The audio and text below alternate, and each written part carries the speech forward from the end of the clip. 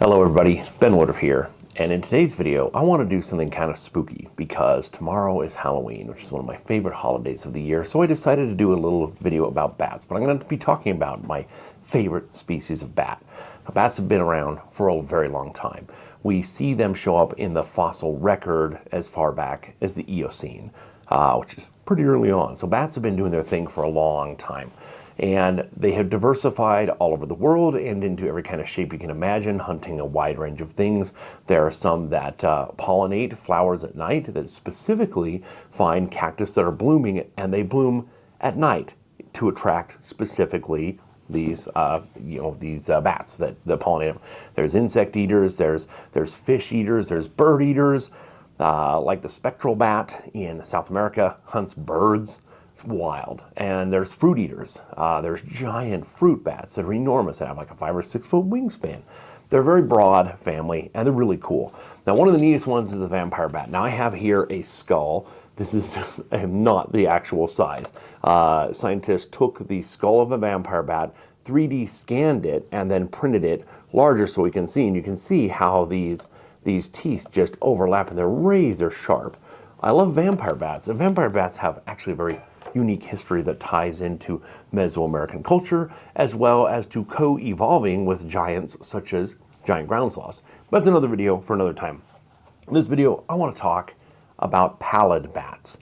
Now, pallid bats have a broad range, barely making it all the way up into Canada and covering most of Mexico and everywhere in between in the West. They're really pretty. They're pale, which is unusual. Most bats are usually kind of dark colored, but they have this pale fur all over them. They're really pretty, and they've got this adorable little kind of face. And they live in a wide range. The interesting thing about these bats, though, is what they hunt and how they hunt. You see, most bats spend all their time on the wing or hanging upside down. The strongest exception is the vampire bat. Vampire bats are incredibly powerful runners because they get on the ground and they hop around and they'll go to the legs of animals who want to bite, or hopping around on their backs like a cow, something like that. The second most powerful runner on the ground is the pallid bat because it tackles some very strange prey. It inhabits some of the harshest deserts in the Western Hemisphere. And what it does is it tackles some of the most dangerous prey. It likes to specialize in hunting scorpions. Scorpions of all different kinds. Scorpions and tarantulas and venomous centipedes. Now, when they attack these things, they'll just land next to them and they'll start attacking it.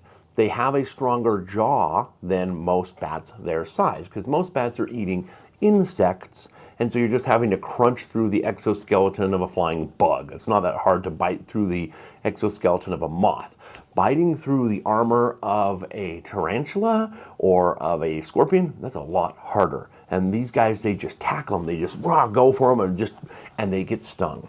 Now, a lot of times you'll have things where an animal will basically be impervious to a venom. Like honey badgers will eat cobras, and they'll get bit by the cobras and they'll get sleepy, and then they'll wake back up and come out of it and be fine.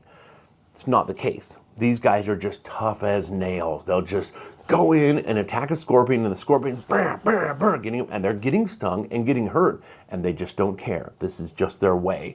They're scrappy, they're tough, and they're adorable. So that is why the pallid bat is my favorite bat. I wanted to share it to you today because, again, it inhabits a range where there's millions of people, and most of those millions of people are not aware that the pallid bat even exists. So I wanted to share that with you today, and I hope you all have a wonderful and happy Halloween. And always remember that life is a gift, so never stop learning and never stop exploring. We'll see you next time.